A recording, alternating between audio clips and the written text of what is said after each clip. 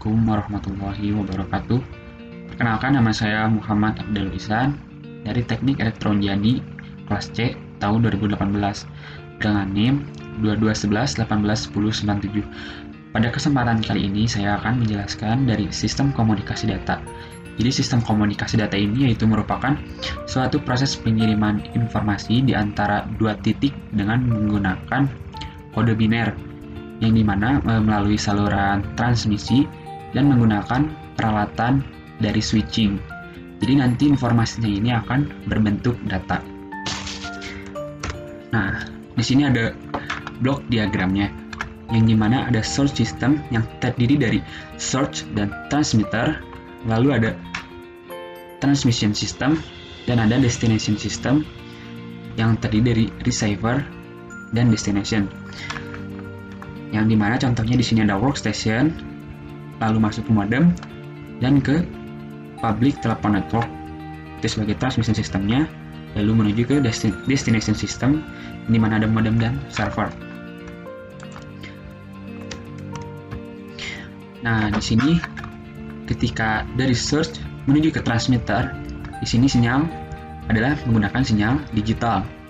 Lalu dari transmitter ke transmission system menggunakan sinyal analog.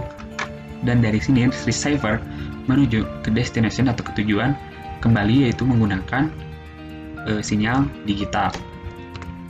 Nah, di sini ada ringkasan perkembangan dari telekomunikasi. Jadi di sini dari tahun 1880 di mana di sini menggunakan telepon, trafiknya ini yaitu suara dengan switching teknologi yaitu circuit switching teknologi, yang dimana media transmisinya yaitu ada tembaga dan microwave, sampai akhirnya tahun 1990 di sini ada wireline dan ada wireless dan juga ada internet, yang dimana di sini trafiknya multimedia, switching teknologinya ada cell switching dan ATM, lalu media transmisinya kita bisa lihat ada tembaga, microwave, satelit, fiber optik. Lalu next, di sini ada model jaringan, yang dimana di sini ada transmitter. Untuk transmisinya sendiri di sini ada network access. Untuk network access sendiri di sini contohnya ada 2G, ada 3G, lalu ada transport mekanismenya, ada PSTN, ada PSDN, ada privat data network dan masuk ke receiver. Lalu di sini ada arsitektur dari komunikasi data. Jadi ketika dari host di sini maka akan menuju ke host lain, akan tetapi di sini sebelumnya akan melewati dulu dengan node. Jadi node ini ada 4 buah yang dimana saling menghubungkan antara host dan host lainnya gitu. Terus apa sih node itu? Jadi node ini merupakan mesin yang digunakan user, dimana fungsinya ini yaitu sebagai switching, yang dimana node itu juga mempunyai macam-macamnya. Contohnya ada customer node, ada switching node, ada transmission node, dan ada service node. Dan di sini ada fungsi-fungsi dari jaringan komunikasi. Jadi fungsi dasar dari jaringan komunikasi ini sendiri, contohnya itu ada switching untuk interkoneksi kanal, lalu ada routing yaitu untuk memilih lintasan, lalu ada flow control untuk memperlambat atau untuk menolak trafik, konversi kecepatan dan node, ada untuk keamanan, ada untuk monitoring, ada untuk backup, ada untuk internet working, dan ada untuk manajemen jaringan. Dan untuk klasifikasinya sendiri, di sini ada DTE atau Data Circuit Terminating Equipment, yang dimana terdiri dari interface basic prosesor, ada ARPANET, ada router, ada LAN, dan lain-lain. Dan lalu untuk peralatan dari usernya sendiri ada terminal, ada telepon set, ada PC, dan lain-lain. Dan di sini ada topologi ring. Topologi ring ini itu berbentuk lingkaran, yang dimana yang berwarna kuning ini kita analogikan yaitu sebagai user. Jadi topologi ring ini hanya bisa mengirimkan transmisi dari user ke user lain. Jadi jika ada yang menggunakan secara bersamaan ketika proses transmisi, maka akan terjadi tabrakan. Lalu ada topologi bus.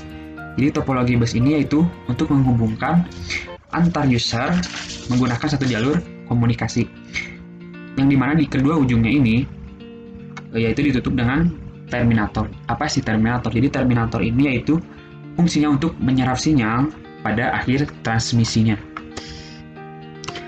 Lalu next, di sini ada topologi start. Di mana topologi start ini yaitu terdapat pusat, yang dimana di sini ada disimbolkan dengan S atau switch atau switching, yang dimana fungsinya ini untuk memonitoring ketika terjadi proses transmisi. Nah, di sini juga ada topologi mesh. Jadi topologi mesh ini yaitu seperti topologi star, yang dimana struktur jaringannya ini sama seperti yang sebelumnya yaitu star. Tetapi di sini ada perbedaannya, yaitu tidak ada terminal pusat atau switch pada topologi mesh ini.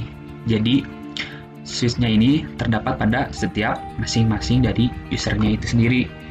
Pada topologi mesh ini juga terdapat jalur masing-masing. Jadi jumlah jalur ini disesuaikan dengan user yang terkoneksi pada node.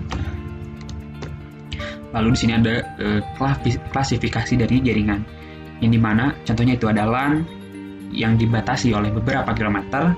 Lalu ada MAN, Metropolitan Area Network, yang dimana untuk menjangkau puluhan kilometer, contohnya itu pada perkotaan.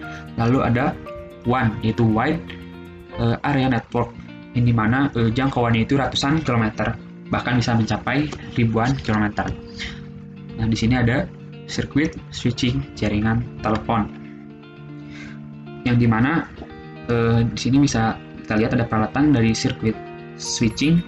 Jadi sirkuit switching ini dibangun antara titik-titik yang berkomunikasi, lalu kualitas lintasannya ini dijamin selama proses panggilan, dan terdapat 3 fase dalam life cycle-nya, yaitu untuk pembangunan sirkuit, untuk transfer data, dan untuk penutupan sirkuit.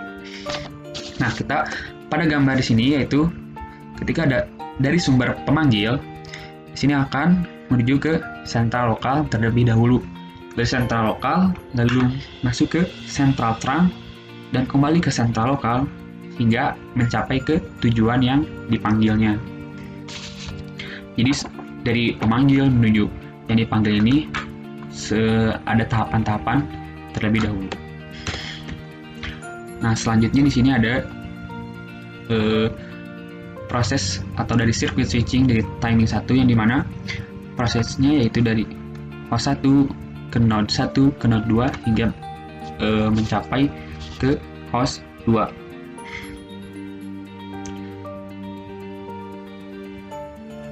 Jadi prosesnya pada saat interkoneksi, di mana di sini switching kestabilan saluran koneksinya pada garis merah ini adalah garis waktu untuk kestabilan dari saluran komunikasi itu sendiri.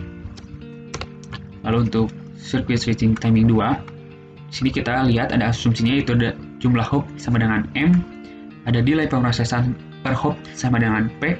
Jadi per hop ini yaitu per setiap saluran dalam satu transmisi yang dilakukan oleh user. Jadi yang hijau ini adalah perbandingan ukuran paket terhadap kecepatan dari transmisi. Jadi untuk total delay-nya sendiri itu dari total propagasi ditambah total transmisi tambah total processing. Lalu di sini ada node circuit switching, yang dimana di sini kita lihat disesuaikan dengan warna, di mana incoming links dan outgoing links. Dari mana di incoming link ini, contohnya kita ada yang warna biru, dari incoming link masuk ke node terlebih dahulu, lalu keluar dari outgoing links. Akan tetapi di sini ada masing-masing ya, tetapi di sini ada yang berbarengan gitu. Jadi satu outgoing ini dipakai untuk 2 incoming. Contohnya ini hitam dan merah, di mana yang hitam incoming link masuk ke yang ketiga di sini berbarengan dengan incoming yang berwarna merah. Dan di sini ada circuit switching multiplexing atau demultiplexing, yang dimana ini seperti TDM atau time division multiplexing. Jadi waktunya ini dibagi dalam satu frame, yang dimana satu frame ini akan dibagi lagi dengan beberapa slot. Nah, jadi mana yang cocok untuk data? Jadi contohnya di sini ada paket switching. Jadi untuk data ini yang paling cocok itu menggunakan paket switching. Karena komunikasi data ini ada header, data trailer, misalnya ini dipotong-potong yang lebih pendek atau biasa disebut dengan paket. Nah, lalu di sini ada paket switching di mana ada header, data, dan trailer. Lalu di sini ada paket switching, node switching, yang dimana di sini dari incoming links masuk ke node, yang dimana node di sini sendiri itu berfungsi sebagai untuk menyimpan memori yang akan masuk dari incoming link. Jadi akan tersimpan dulu di node, setelah dari node baru dikirimkan, baru salurkan kembali ke outgoing links. Nah, jadi timbul pertanyaan, mengapa internet menggunakan paket switching? Hal ini dikarenakan karena internet ini menggunakan contohnya itu aplikasi data. Sedangkan untuk circuit switching jarang digunakan karena tidak efisien. Di sini ada paket switching dari model node, yang dimana ada ABC.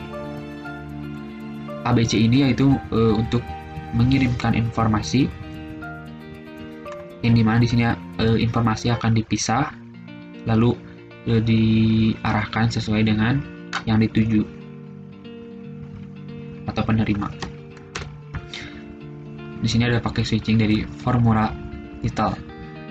Nah, di sini ada yang hijau ini adalah merupakan L, yaitu jumlah pelanggan rata-rata dalam antrian.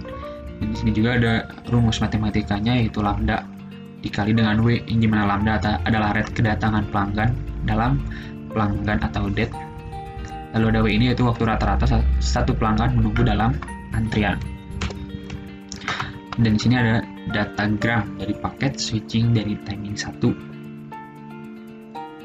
yang dimana di sini ada host. Dari host ini akan di node 1 ini sebagai switching node, lalu masuk ke node 2, lalu ke host 2, yang dimana di sini ada progresi delay-nya.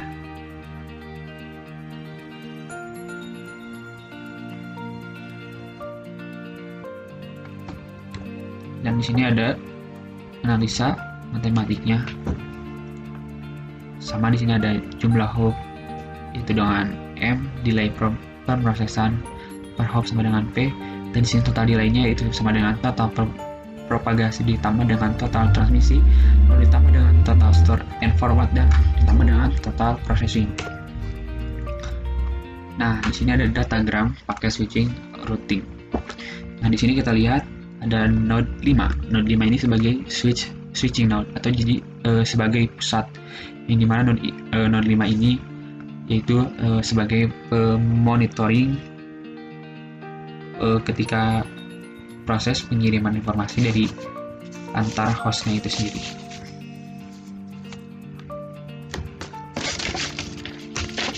Lalu selanjutnya di sini ada virtual packet switching. Jadi virtual packet switching ini yaitu hybrid dari circuit switching dan dari packet switching, yang dimana contohnya kita bisa lihat di sini yaitu ATM. Dan virtual circuit packet switching pas yang ini sama seperti yang lainnya, itu mempunyai 3 buah pas, yang dimana ada pembangunan VC, ada transfer data, ada penutupan VC atau terminati.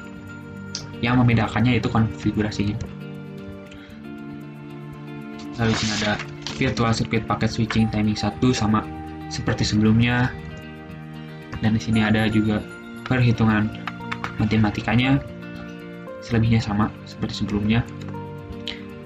Dan di sini juga ada perbandingan antara circuit switching dan packet switching, yang dimana ada keuntungan paling penting dari packet switching yaitu dapat mengeksploit statistical multiplexing, yang dimana penggunaan bandwidth-nya yang efisien, lalu rasio peak dan average-nya itu 3:1 untuk radio dan 15:1 untuk traffic data, dimana routernya pun akan lebih kompleks. Namun paket switching ini perlu menangani kongesti, yaitu penampakan barang di suatu jalur yang dapat mengakibatkan kemacetan arus. Mungkin sekian yang bisa saya sampaikan. Mohon maaf banyak kesalahan kata ataupun ada kekeliruan informasi. Cukup sekian yang bisa saya sampaikan. Wassalamualaikum warahmatullahi wabarakatuh.